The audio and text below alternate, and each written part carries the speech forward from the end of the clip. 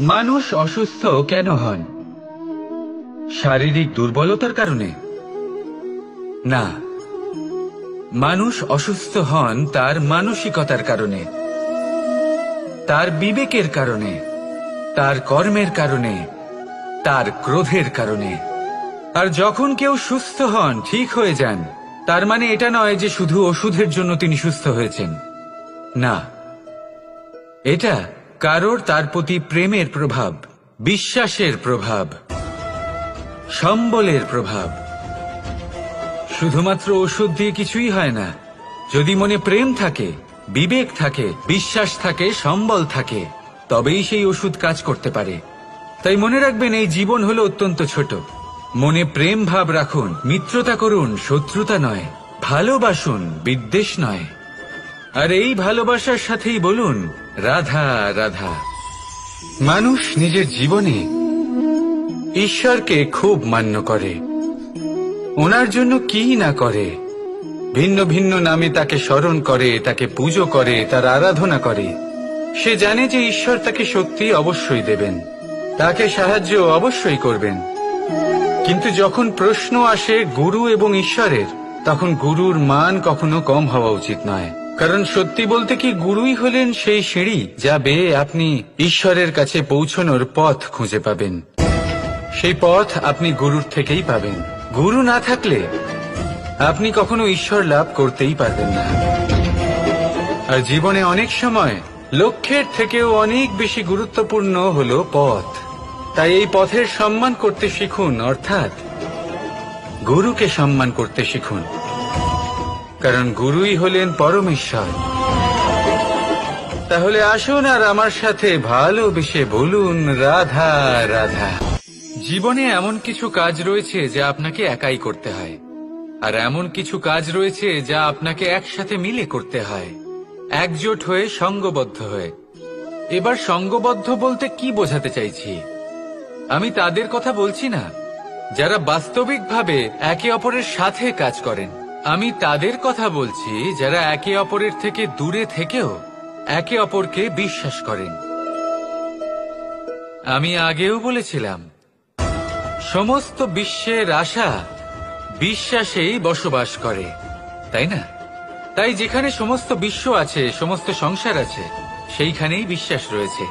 তাই আপনার আশেপাশে এমন দল সঙ্গবদ্ধ করুন যাদের আপনার উপর বিশ্বাস আছে আর যাদেরকে আপনি বিশ্বাস করতে পারেন। তাহলে আসুন আর আমার সাথে ভালোবেসে বলুন রাধা রাধা।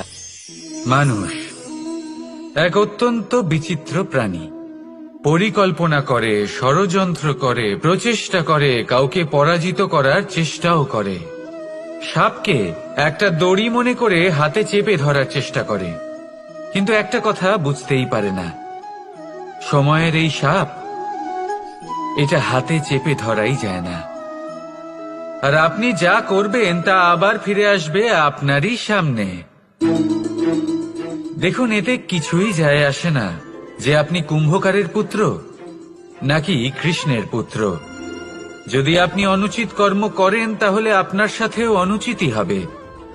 অশুভ কর্ম করলে আপনার সাথেও অশুভই হবে। কুরু বংশ অত্যন্ত মহান বংশ ছিল। এই কুরু বংশ কি হলো তার সাথে? একটা গোটা বংশ বয়ে গেল। কারণ ওনাদের উদ্দেশ্য অশুভ ছিল। অন্যদিকে 5 জন বনবাসী পাণ্ডব মহাভারত বিজয়ী হলেন, কারণ তাদের উদ্দেশ্য শুভ ছিল। তাই মনে রাখবেন, শুভ অগ্নি প্রজ্বলিত করবেন, শুভ তাপ সঞ্চার হবে। অশুভ অগ্নি প্রজ্বলিত করবেন, নরকেই জ্বলতে হবে। তাহলে আসুন আর আমার সাথে ভালোবেসে বলুন রাধা রাধা। আমরা যে মানুষকে চাই, যাকে আমরা ভালোবাসি, তাকে একটা উপহার অবশ্যই দিতে চাই। এমন এক উপহার যা ওনার ভালো লাগবে, যা শ্রেষ্ঠ হবে, অতি প্রিয় হবে, বহুমূল্য হবে, বা বলতে পারেন মূল্যবান হবে। তাই আমরা কি করি? আমরা বাজারে যাই, তার জন্য স্বর্ণ, আভূষণ, হিরে, মুক্তো এইসব নিয়ে আসি। কিন্তু এটাই কি সর্বশ্রেষ্ঠ উপহার? কখনোই নয়। সর্বশ্রেষ্ঠ উপহার হলো স্বাধীনতা, তাকে নিজের মনের মতো বাঁচার স্বাধীনতা। যদি আপনি কাউকে স্বাধীনতা না দিতে পারেন, তাহলে সে কোথাও না কোথাও বন্দী হয়ে যায়, তার বিকাশ কোথাও না কোথাও আটকে যায়। কিন্তু যদি আপনি কাউকে স্বাধীনতা দিতে পারেন, তাহলে আপনি দেখবেন ও সমস্ত সংসারকে, এই জীবনকে নিজের দৃষ্টিভঙ্গি দিয়ে দেখবে, বুঝবে যে কোনটা হলো উচিত আর কোনটা হলো অনুচিত, আর এটাই হলো সর্বশ্রেষ্ঠ। আর এবার যদি কাউকে স্বাধীনতার মাধ্যমে এত বড় একটা শক্তি দিতে পারেন, তাহলে আপনি আমাকে বলুন, এর থেকে বড় উপহার আর কি হতে পারে? আসুন আর আমার সাথে ভালোবেসে বলুন, রাধা রাধা। আপনার জীবনে আপনার প্রকৃত বন্ধু আসলে কে? আপনার সব থেকে শ্রেষ্ঠ মিত্র আসলে কে? তিনি যিনি সময় এলে পরে আপনাকে সাহায্য করেন, নাকি তিনি যিনি সময় এলে পরে আপনাকে অর্থ দেন? দেখুন, আমরা হলাম মানুষ, আমাদের জীবনে লেনদেন চলতেই থাকে, এটা আমাদের জীবনের অভিন্ন অংশ। কিন্তু অনেক সময় এমন হয় যে আমরা তাকেই নিজের প্রকৃত বন্ধু বলে মনে করি, যিনি আমাদের একটা বহুমূল্য উপহার দেন, ঠিক কিনা? এবার আপনার জীবনে সেই বহুমূল্য উপহার কোনটা, ওই অমূল্য মিত্র আসলে কে, সেই সিদ্ধান্ত হলো আপনার। কিন্তু যদি আপনি আমাকে জিজ্ঞেস করেন, তাহলে আমার মতে স্বর্ণ, হিরে, মুক্ত, ধন এগুলো বহুমূল্য নয়। বহুমূল্য হলো সঙ্গ, যখন আপনি একা হয়ে যাবেন, সময়, যখন আপনার তাকে প্রয়োজন হবে, সমর্পণ, যখন আপনার বিশ্বাসের প্রয়োজন পড়বে। যে মানুষ আপনার প্রতি এই 3 গুণ প্রদর্শন করেন, যিনি আপনার কঠিন সময়ে আপনাকে অবশ্যই সঙ্গ দেবেন, যখন আপনার প্রয়োজন পড়বে আপনাকে অবশ্যই সময় দেবেন, আপনার প্রতি সম্পূর্ণ সমর্পিত থাকবেন, সেই হলো আপনার আসল মিত্র, সেই হলো আপনার প্রকৃত বন্ধু। কারণ সত্যি বললে, বন্ধুত্বের অর্থই হলো নিজেকে সম্পূর্ণরূপে কারোর কাছে সমর্পণ করে দেওয়া। তাই আপনার সেই বন্ধুর জন্য নিজের প্রাণ উজাড় করে দিন, আর ভালোবেসে বলুন, রাধা রাধা।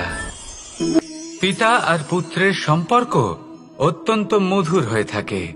পিতা স্বপ্ন দেখেন, তাকে পূর্ণ করার সকল সম্ভাব্য চেষ্টা করেন, কিন্তু তাও অনেক সময় ওনার স্বপ্ন অপূর্ণ থেকে যায়। তখন পিতা ভাবেন যে স্বপ্ন উনি পূর্ণ করতে পারেননি, ওনার সন্তান তা অবশ্যই পূরণ করবে। যে স্থানে উনি কখনো পৌঁছতে পারেননি, সেই স্থানে ওনার পুত্র অবশ্যই পৌঁছবে। পিতা নিজের সন্তানের ভবিষ্যৎ নিয়ে সেই স্বপ্ন দেখেন, আর যখন সেই সন্তান সামনে এগোতে থাকে, তখন তার দুঃখ হয় না, বরং গর্ব হয়। ওনার ভালো লাগে এটা দেখে যে ওনার সন্তান অনেক উন্নতি করছে। কিন্তু যখন সন্তান নিজের অভিভাবকের শক্তি দেখে, তার যশ দেখে হিংসা করতে থাকে, সমস্যা সেইখানেই শুরু হয়। সেই জন্য সকল সন্তানকে এটা মনে রাখতে হবে, দেখুন, পুত্র হবার সুবাদে, এক সন্তান হবার সুবাদে এটা হলো আপনার অধিকার যে আপনি আপনার পিতার থেকে বেশি উন্নতি করবেন। আপনার পিতাও এটাই চান, কিন্তু সুস্থভাবে এটা করুন। একটা রেখা টেনে নিন, যাতে আপনি তাতে এগোতে পারেন, আর আপনার পিতার তাতে গর্ববোধ হয়, আর সেই বিষয়ে দুঃখ না হয় যে আমার সন্তান আমাকেই ছোট করার চেষ্টা করছে। ইতিহাস সাক্ষী রয়েছে, যে মানুষ অন্য কাউকে ছোট করার চেষ্টা করেছেন, সেই মানুষই ছোট হয়ে গেছেন। আর আমার মনে হয় না আপনি এটা চান, কারণ কোনো একদিন আপনিও কারোর পিতা হবেন। আসুন আমার সাথে ভালোবেসে বলুন, রাধা রাধা।